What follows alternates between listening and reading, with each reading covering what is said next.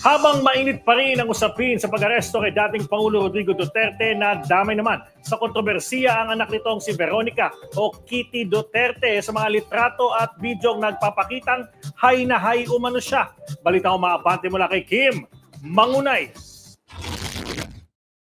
Sa gitna ng kontrobersiya sa war on drugs na ipinatupad ng administrasyon ni dating Pangulong Rodrigo Duterte, pinag-uusapan ngayon ang anak nito na si Veronica o Kitty Duterte. Ilang post kasi sa social media ang lumutang kung saan hay o nakagamit di umano ang anak ng dating Pangulo. Taliwas ito sa kanyang ama na inaresto noong Martes at inilipad patungo sa International Criminal Court dahil sa implementasyon ng madugong kampanya kontra iligal na droga.